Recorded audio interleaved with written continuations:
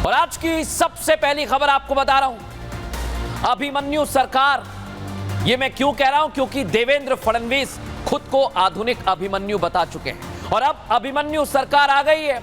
शपथ ग्रहण समारोह में सियासत के सूरमा और बॉलीवुड के कई सितारे पहुंचे, कई लोग पहुंचे थे। कैसी ये शपथ है और आगे क्या चुनौतियां हैं, एक एक चीज आज आपके सामने रखने वाले हैं।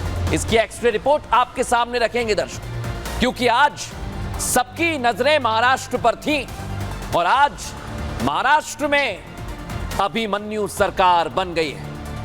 बड़ा लंबा इंतजार, लंबा सस्पेंस था दर्शक, 12 दिन का सस्पेंस था।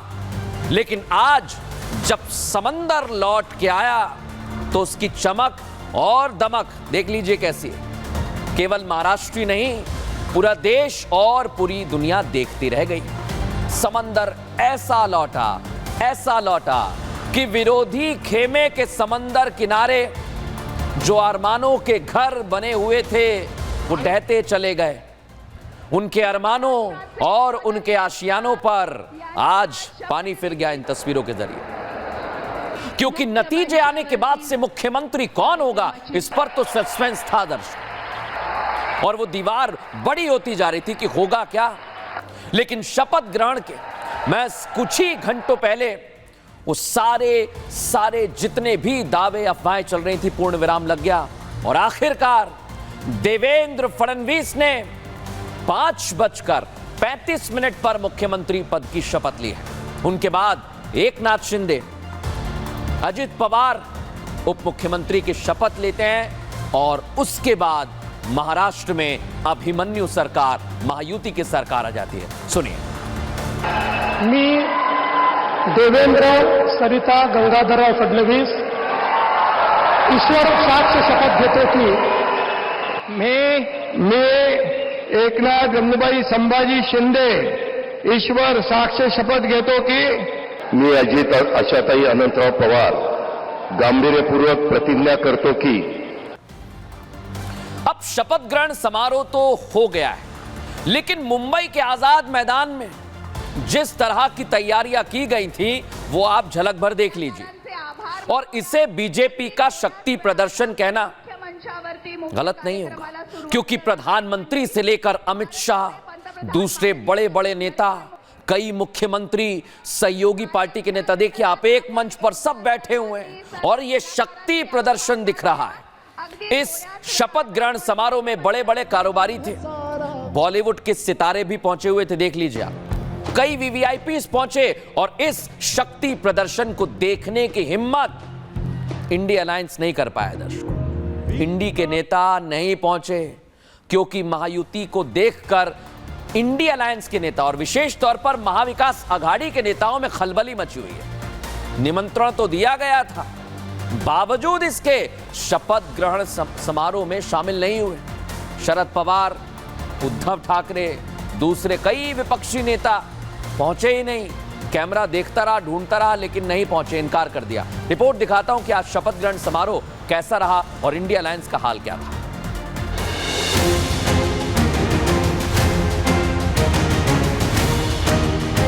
ये आधुनिक अभिमन्यु का तिलक है, तिलक महाशपथ से पहले का। देवेंद्र सरिता गंगाधरराव फडणवीस ईश्वर साक्ष शपथ घेतो की। इन्हीं शब्दों के साथ महाराष्ट्र में अभिमन्यु सरकार का आगाज हो गया। आगाज ऐसा हुआ कि एक ही जगह, एक ही पंडाल के नीचे क्या सियासी, क्या फिल्मी हस्तियां और क्या उद्योगपति, मजमा ऐसा कि जहां तक नजर गई सिर्फ और सिर्फ लोगों का जमावड़ा ही दिखाई दी। 28 साल बाद समंदर लौटा है और ऐसा लौटा कि अब रुकने वाला नहीं है। और ये मैसेज शपथ ग्रहण के मंच से लाउड एंड क्लियर दे दिया। मंच पर लगे पोस्टर में साफ लिखा है, महाराष्ट्र रुकेगा नहीं। सियासत के दिग्गजों के साथ सितारों का जमघट आजाद मैदान में दिखाई दिया। मंच एक था, लेकिन उस पर दिग्गज एक से बढ़कर एक थे। पीएम मोदी के साथ ही बीजेपी के चाणक्य कहे जाने वाले अमित शाह भी मंच पर दिखाई दिए। फडणवीस सरकार का शपथ ग्रहण समारोह मेगा शो से कम नहीं था। बीजेपी शासित राज्यों के मुख्यमंत्री शामिल हुए। योगी आदित्यनाथ, हिमंता बिस्वा शर्मा, चंद्रबाबू नायडू, विष्णुदेव साय, नीतीश कुमार महाविजय के बाद महाशपथ के साक्षी बने। शपथ ग्रहण समारोह के मेगा होने का अंदाजा इसी से लगाया जा सकता है कि सेरेमनी के लिए करीब 200 वीवीआईपीज़ का जमावड़ा था। सियासी प्रोग्राम में फिल्मी सितारों की झलक देखने को मिली। बॉलीवुड के दबंग सलमान खान, बादशाह शाहरुख खान, संजय दत्त, रणवीर सिंह, रणबीर कपूर, सचिन तेंदुलकर के साथ विद्या बालन जैसी तमाम शख्सियतें मौजूद रहीं। महायुति की स्त्री मूर्ति के शपथ ग्रहण में देश के बड़े बड़े दिग्गजों को भी निमंत्रण दिया गया था।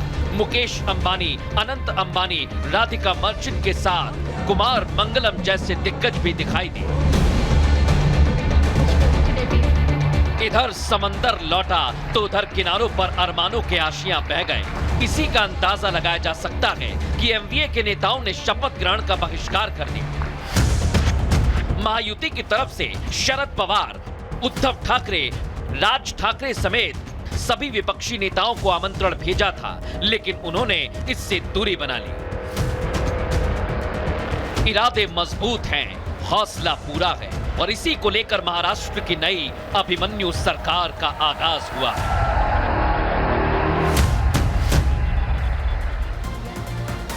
महायुति जो कहती आई है वो एकता आज शपथ ग्रहण समारोह में दिखाई दी। दर्शकों देख लीजिए एक बार। एक समारोह से विपक्ष को महायुति ने करारा जवाब दिया है, करारा जवाब। तीनों पार्टियों के नेता एक ही मंच पर मौजूद थे, इसलिए कह रहे हैं सारे कयास आज खत्म हो गए। एक एक करके शपथ ग्रहण की, यही एकता संदेश महायुति की तरफ से विपक्ष को दिया गया है। दर्शकों, सबको साधते हुए बीजेपी महाराष्ट्र की सियासत में आगे बढ़ी। बेशक मैं कह रहा हूं दर्शकों, बीच में एकनाथ शिंदे की नाराजगी की खबरें थी, आई।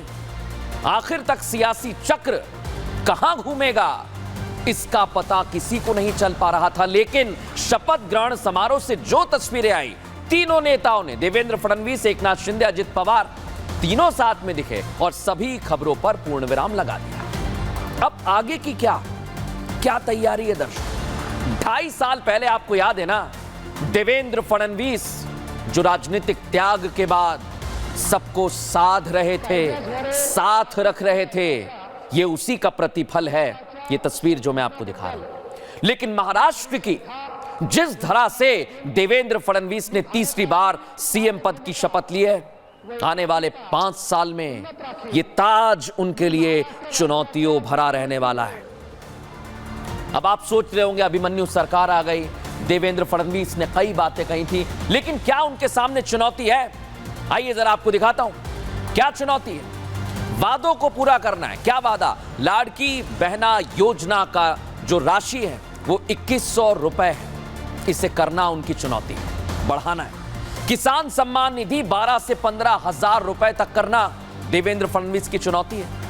और किसानों की कर्ज माफी, बुजुर्ग पेंशन की राशि देना, यह देवेंद्र फडणवीस की चुनौती है। राज्य पर इस समय 7.82 लाख का करोड़ का कर्ज है दर्शकों, लेकिन आप सोचिए इतना कर्ज बढ़ेगा तो आगे क्या करेंगे?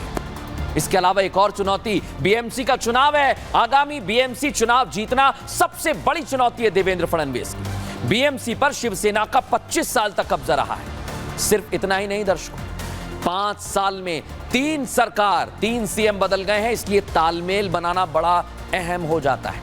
महायुति में एकनाथ शिंदे और अजित पवार शामिल हैं, इनको भी साध कर रखना है। दोनों पार्टियों के साथ तालमेल बैठाकर आगे चलना है, सरकार चलानी है, नंबर्स पूरे हैं। लेकिन एक और मुद्दा है मराठा आरक्षण का। मराठा समुदाय की अपनी सियासी ताकत और विपक्ष मराठा आरक्षण को आगे आने वाले समय में हथियार बनाएगा, इस पर भी देवेंद्र फडणवीस की पूरी तैयारी है। लेकिन आज सरकार बनी, कैबिनेट की मीटिंग हुई, उसके बाद देवेंद्र फडणवीस सामने आए, क्या कह रहे हैं सुनवाते हैं आप। आता टेस्ट मॅच आहे, त्याच्यामुळे नीट योग्यपणे धोरणात्मक निर्णय घेत पुढची पायाभरणी योग्य प्रकारे करत आपल्याला राज्याला पुढे न्यायचं आहे। तो तो देवेंद्र फडणवीस मुख्यमंत्री बन गए, लेकिन आप सोचिए कि अभी बहुत कुछ है, क्योंकि सियासत में चुनाव से पहले जो बातें कही गई थी उसे पूरा करना है और विरोधी जो बड़ी बड़ी बातें कर रहे थे उनका भी इलाज करना है। रिपोर्ट में दिखाते हैं।